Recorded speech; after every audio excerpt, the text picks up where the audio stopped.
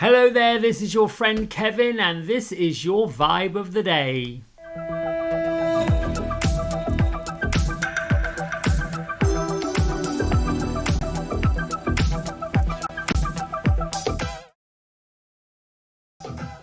All right. I hope you're doing well. I'm doing well. Rocking on some pink hair. And I decided today that I needed to wear my More Love t-shirt. I think that the world is gone bat crap mad. And so I went a little bat crap mad myself and stuck a pink rinse through my hair and have at it. It makes me feel better to do something like that and to get a little bit cuckoo crazy. And it's fun. All right, let's get right to the cards. Let's move over to the other camera. There we go. All right, so I'm going to shuffle. I have spent a nice time this morning meditating for you, and a delightful Angels Now meditation that's guided. Ooh, these cards of Radley Valentine's Angel Tarot.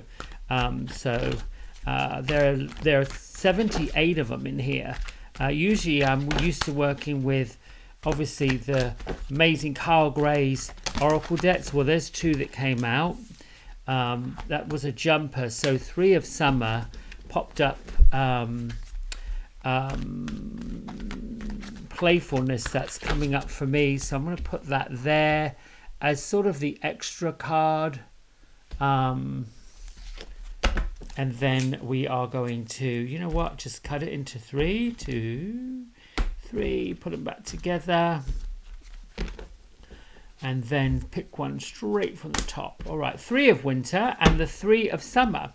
3, 3, 3. You know, it's kind of interesting because we're up into the solstice time of the year, the 21st of December being winter solstice, shortest day of the year, and that comes up on tomorrow. Is it tomorrow? No, Tuesday. And, you know, obviously the number 21 adds up to 3 in numerology. So let's see what these two have to say. The 3 of Summer is action. It is about, let's pop it up here so you can see it better. It's about action. And the message that goes with it is news, worth celebrating, announcements, weddings, graduations or birth, friends that you cherish. This one pops out. This is really perfect at this time of the year because we are getting active. Just because it would say the 3 of Summer, which I misspoke earlier. I thought it was the 3 of Spring, which is action, passion, which goes with wands. The Summer in this particular deck talks about cups, loves, emotions, that kind of thing. So this would be gathering with friends, coming together, celebrating, you know, the holidays, Christmas, and more importantly, getting with folks and telling them how much you think about them, how much you feel about them in a positive way. Then we have the 3 of Winter, which came up, which is the thought process, the mental process, the thinking, the ideas coming together. The number 3 in the tarot is the 1, individuality, brand new adventures, stepping out into the world, learning to work with tools, and then combining it with the number 2 in the tarot. It's duality, partnerships, the coming together of 2 elements, collaboration. And so the 3 of Winter tells us to reach out to other people, reach out to them for comfort, reach out to them for love, and you'll grow stronger from the situation. The sadness that may be going on right now, let's switch cards, that would say is coming to an end. In this lovely card, we've got the fairy of the 3 of Winter wearing a red cloak, and she's met by a bear, and obviously right there in the middle is this image of a man with the blue coat and the beard, white beard. So, you know, Saint Nicholas, although if he's wearing a blue cloak like this, it could also be Archangel Michael, but I'll take Saint Nicholas. So what is all this together, and what can I say about it? While you're celebrating this festive season, if you are part of the Christian religion, or even in the world in general. I mean, it's really difficult for anyone of any religious ilk, doesn't matter what you come from, not to ignore Christmas trees and decorations, particularly in the northern hemisphere. Everyone's decorating their house, and you get that smell of home and hearth and people traveling to be with loved ones, particularly this weekend. But then there are those who experience depths of sadness and the depths of difficulties and challenges, and those who have had 2020 then 2021 and it didn't really snowball out of anything. I think there is this, as I said, this cloak of madness, chaos, craziness. In the morning you might be deciding one thing, by lunchtime it's sort of done a change, and by the night time you don't want whatever you thought you wanted when you woke up. These are the times of great chaos, the times of great misunderstanding. When you have a number 3, this one being summer and winter, these opposing forces that are happening, love, celebration, the cups, all that lovely energy, and winter, the thoughts of compassion coming together and being friendly. Add the two together. Think of those who are not doing quite so well emotionally. Pick up the phone, write a card, find a poem. Do something that lifts the hearts and energy of those who come to mind. Not in a way that is inauthentic or shallow, but in a way that's heartfelt and beautiful. You may have perhaps felt a calling to reach out to someone you haven't spoken to in a while. You may have missed a card from someone who you normally hear from. It doesn't mean that they don't care about you, they're not interested in you. It might be that, it's time for me to reach out and say, hey. And this week, as we go forward, if you can just take a breath and a little stop and think of, what can I say? What can I do that will lift the vibration and the light of other people? It's a bit like when one person thinks of something loving and positive, another person joins on. We are all people who are curious about other people.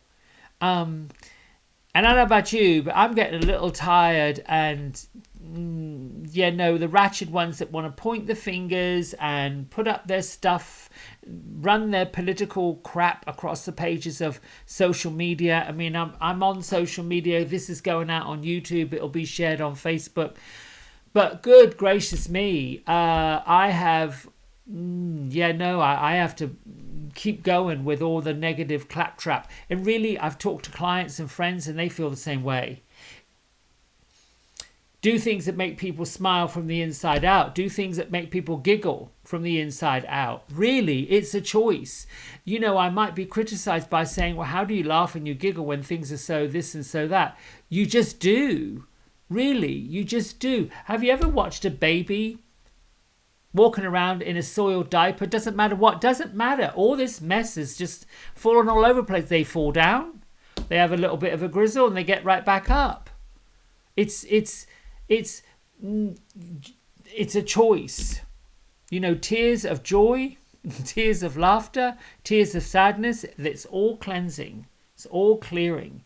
And we have to clear out the emotional closet that is bogging us down. I am not speaking to those who do genuinely have issues.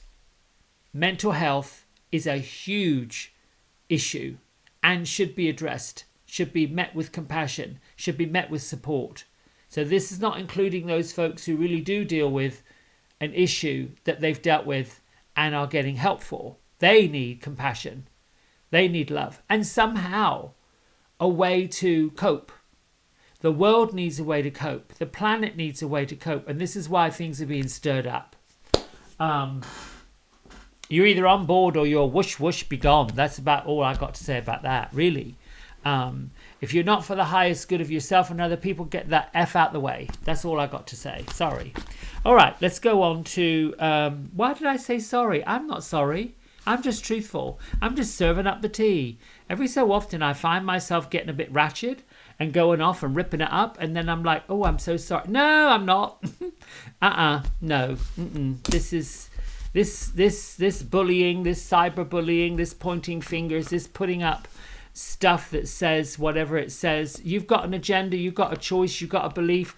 I respect you for whatever, but don't expect other people to join in with what you've got to say unless it is for the benefit of more than one person. That's why we're here. All right, where are we? 19th of December. Yes, we are. Look for the deeper picture. This is a story that Melody Beattie wrote when she went on a sabbatical for a year and journaled. The two men were sitting in a restaurant booth staring intently at the magic eye pictures on the wall. I tried for years to see the picture hidden inside, but I can't, one said. Everyone says it's there, though, so I'll just have to trust it. Magic eye pictures have been popular for some time. At first, the picture looked like a print. It's often a repetitive pattern of the sort you see on wallpaper or on a tablecloth. It's pretty to look at, but it's not really a picture. But another picture, a 3D picture, is hidden within the print or the pattern.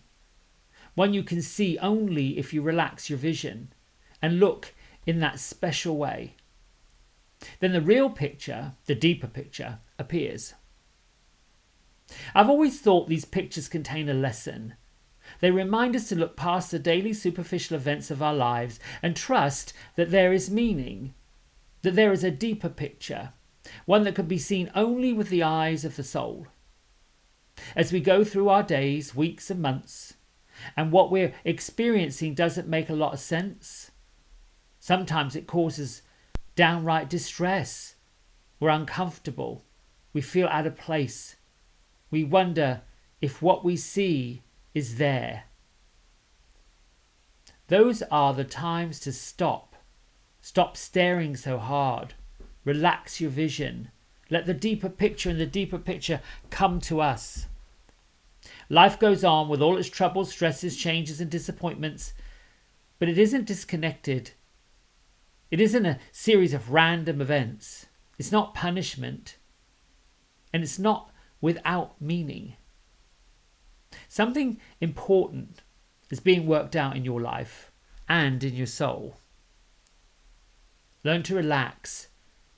Look for the reflection of something else in the picture of your life. Learn to look more deeply. Learn to look and see with the eyes of the soul.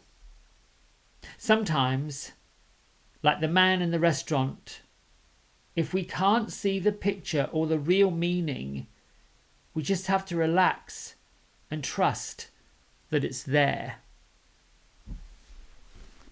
Yes, I have often missed things, gone by things, whizzed by things, not paid attention to them, come back around and saw something different. Take a different road this week. Take an emotional, spiritual, soulful detour a bit. Don't completely disconnect. You don't have to do that. But if you're urged to disconnect, then find a pathway that might light you up. Gather with people you haven't gathered with. Dig in deeper. Work on collaboration. Work on getting together. Work with that number 3. Me and another person, and then what you bring to the table. Right, my friends, as Abraham Hicks would say, there's lots of love here for you. Have a great day. Until next time. Bye.